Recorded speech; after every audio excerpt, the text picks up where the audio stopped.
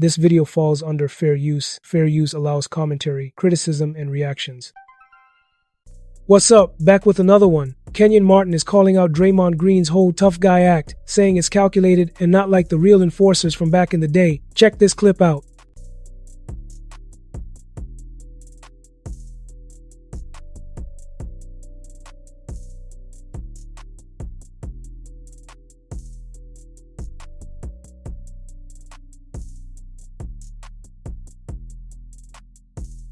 For one reason or another, I don't put him in the category with the guys that I named.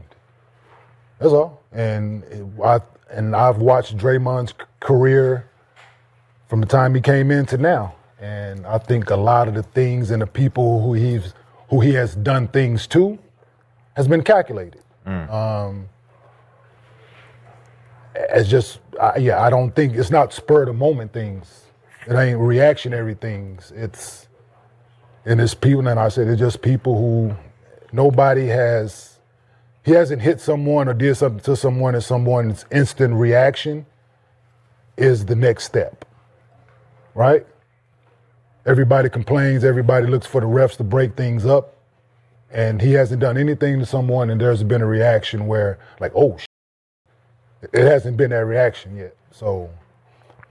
I respect Draymond's career, what he's done, what he has done for the Warriors, 4-time champion, all those things. Not to take anything off his career, but I just don't put him in the category with Rick Mahorn, Charles Oakley, those guys. Like, I don't put him in that category. Like a Zebo say I'm Otis Thorpe, bully the bully. Or Buck Williams. I don't put him in that category. With Zebo, I don't put him in that category. I don't. It's just with Udonis, Zebo. Certain guys, you know what it is. Like, we play hard, we're gonna play hard, we're gonna play basketball, but you cross the line and it's gonna get there like quickly. And that's just what it is, man. So a lot of times we talk about the 70s, 80s, obviously fighting was encouraged, embraced. The fines weren't as bad back then. You were allowed to really get to it. But is the league soft nowadays? Or are players just less willing to give up them game checks by engaging in fisticuffs? All of it. It's all under the same thing. I don't think these guys grew up having fist fights, so they're not quick to go there. No, this is what it is. Like, that's fair. When you grow up having fist fights, you quick to go to that, right? That's what you know, right? When you disrespect, you come from the shoulders. Somebody call you a bitch, you come from the shoulders. Somebody say something disrespectful, you come from the shoulders with it. That's just the way a lot of us grew up. These kids didn't grow up that way. Draymond picks his spots and wouldn't try that old school toughness on the real enforcers. So we're not expecting them that to be their first reaction when something is presented and that something negative is presented. That's not their reaction. So I don't expect them to be that way. So whether it's soft or whatever, however people want to classify it as, right? Yeah. But as time is gone, we don't want to, the game needs to be the game. Basketball needs to be free flowing, but every now and again, people get disrespectful out here. And when you get disrespected, then some people react a certain way.